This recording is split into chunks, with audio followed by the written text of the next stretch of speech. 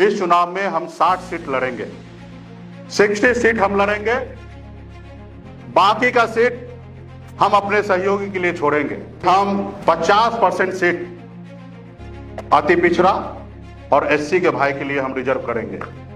हमारी सरकार बनने पर वीआईपी पार्टी विकासशील इंसान पार्टी का डिप्टी चीफ मिनिस्टर हो।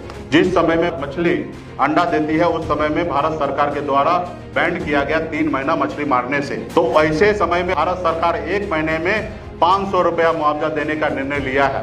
तो भारत सरकार का जो 500 रुपया का योजना है वो तो रहेगा ही रहेगा, लेकिन हम बिहार सरकार के तरफ से 5000 रुपया महीने का देने का घोषणा करते हैं। हमारी सरकार बनने पर पहले कैबिनेट में निषाद समाज को SC ST का आरक्षण के लिए हम अनुशंसा करेंगे। हमारी सरकार बनने पर मछुआरा को चिन्हित करके 5 लाख रुपया तक का बीमा सुरक्षा योजना ऑलरेडी सरकार का, भारत सरकार का भी योजना है। उसी तरीके से हम ये योजना को हम लोग तो सुनिश्चित करेंगे और साथ ही निषाद सुरक्षा कार्ड भी मुहैया कराएंगे।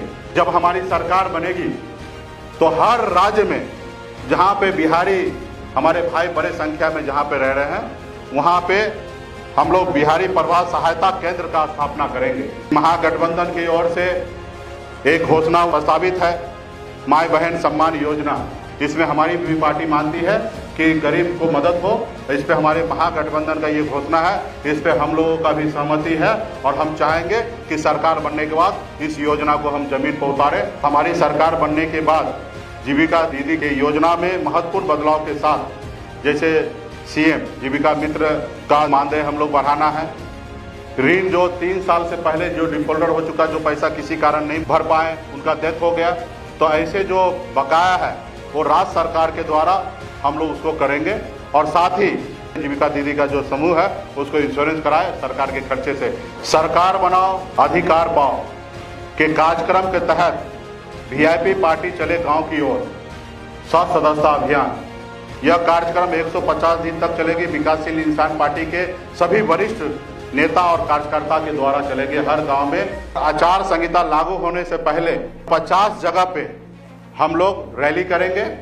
जून जुलाई में हमारी पार्टी का लक्ष्य रहेगा कि 10 करोड़ रुपया का क्राउड फंडिंग हम करें और इस राशि को जो आर्थिक रूप से कमजोर होंगे, जिनके पास संसाधन का कमी होगा, तो हम भारत सरकार के और खास करके चुनाव आयोग के गाइडलाइन के तहत इस राशि को उस हम कैंडिडेट को देंगे ताकि उनको चुनाव लड़ने में मदद मिल सके।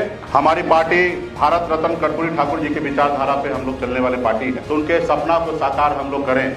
आप सबको जानकारी होगा कि अति पिछड़ा का आरक्षण जो 18% से बढ़ा के 25% किया गया था, लेकिन कोर्ट के जरिए उनको रोका गया, जिसके कारण अगर नहीं रोका जाता तो हजारों की संख्या में आज अति पिछड़ा समाज का बेटा आज सरकारी नौकरी पा लिया रहता।